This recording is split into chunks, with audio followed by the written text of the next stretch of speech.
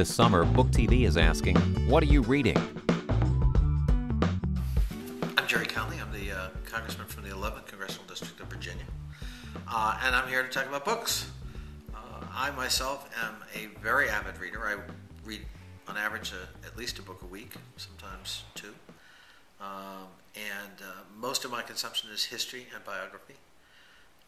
I have a stack of books on one side of the bed that I've read in the last year, and I've got another stack on the other side of the bed that is to be read in the coming year.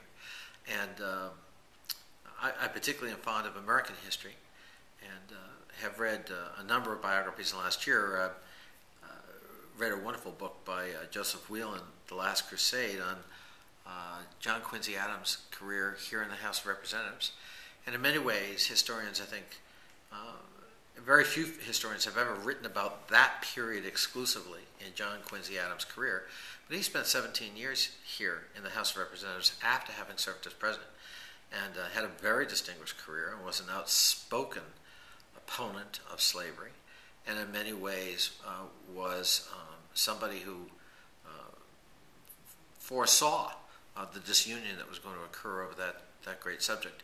And he was just a stalwart on the subject, and was a fierce defender of the Constitution and American rights, and of course defended the black slaves who had been on the famous incident of the Amistad. And John Quincy Adams actually took that case to the Supreme Court and prevailed in an era when nobody thought he could. So anyway, it's a fascinating story of John Quincy Adams and his time post-presidential. And I think it's one of the few books ever written about that period of time in his life. A book that I just finished reading when I got here to the House is, of course, the House historian's book about Robert Remedy's book called The House, which is a short history of the House of Representatives itself, which is a great institution and had lots of interesting characters and, of course, great history swirling around this place. And wonderful read for those of us who have come to Congress this last year. I went through a bout of reading about ancient Rome, so I read Anthony Everett's two books, Cicero and Augustus, wonderful biographies of two incredible characters in ancient Rome.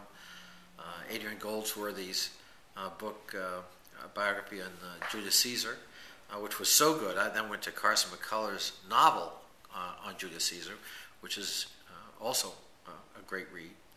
And Bob Harris's book called Imperium, which is about Cicero. And then I couldn't get enough of ancient Rome, so I read every novel and every short story Stephen Saylor has done. He created this fictional character, but the history behind it is all accurate. Called Gordianus the Finder, and it's this sort of mystery detective in ancient Rome during that time period, especially during the time of Julius Caesar and Augustus. So I've had a lot of fun reading about history and even going to fiction to further inform me about that great time period in terms of ancient Rome. I think in this time of Barack Obama, one must read for everybody is Doris Kearns Goodwin's book, A Team of Rivals, which is the great story of how Abraham Lincoln not only bested his rivals, but then had the intestinal fortitude to bring all those rivals into his cabinet, each of whom thought he was smarter than Lincoln, and each of whom thought he should be in that swivel chair, not Abraham Lincoln. And it's a great story and really illuminates a lot about American history. Another book I read in this last year or so is a book, I read a number of military histories. David Halberstam's book, The Coldest Winter, which is a wonderful story written, published posthumously by a great writer on the Korean War. With not a lot of single volumes on that period of American history, and really well done. Rick Atkinson, of course, is working on a trilogy. He's published the first two books on the Second World War, and specifically the first volume's on the American involvement in North Africa, the second volume's on the Italian campaign, which was a bloody affair, and doesn't get a lot of attention in history, and obviously deserves a lot more. And Rick Atkinson journalist with the Washington Post, is just a luminescent writer. Wonderful, wonderful piece of history and great writing. But a book, I'd recommend for people who want to understand what went wrong in Iraq is a book called Fiasco by Tom Ricks. He's since written a sequel, which I think is called The Gamble, but I haven't read that yet. But Fiasco is really a great book in terms of peeling away what happened in Iraq. And essentially, the United States made some very critical mistakes we're paying a heavy price for even now. The first was the inadequacy of the troops that went into Iraq, which meant that while we could topple the regime, we could not restore law and order. And so when mass looting occurred, American troops all too often found themselves, frankly, standing on the sidelines having to watch it because it wasn't their mission and we didn't have enough troops to do much about it. It significantly eroded Iraqi public confidence in who we were and what we were about. Then secondly, Paul Bremer, who was then sort of the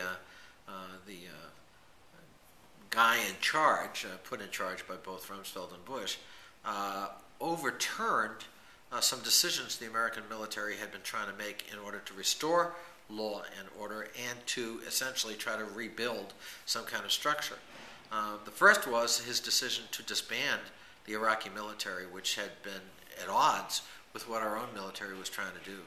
By doing that, of course, he essentially created a couple 100,000 unemployed families whose main source of income was an armed trained military man, and thus fueling sympathy for the insurgency and, frankly, providing a source of weapons.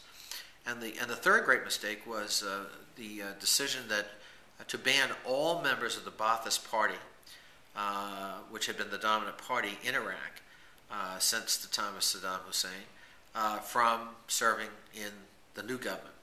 Well, it might be understandable that you wanted the senior members of the Ba'athist Party precluded, but to go down to low-level bureaucrats who had no real choice, if they wanted to advance, they had to be members of the Ba'athist Party. To ban them too, again, just created hundreds of thousands of unemployed folks who now also were very hostile to the United States and were sympathetic to the insurgency. Those three big problems, those three bad decisions on the part of the previous administration, and specifically Paul Bremer, really helped shape what was then going to happen. And of course, now we're in the longest military engagement in our history. And although things have finally started to show some improvement on the ground, when you read this book, Fiasco, you realize that if we'd made some different decisions, frankly, the outcomes might have been much more positive, and we might not have lost as many American lives, and Iraq might not have lost as many Iraqi lives in the ensuing 7 or 8 years. To see more summer reading lists and other program information, visit our website at booktv.org.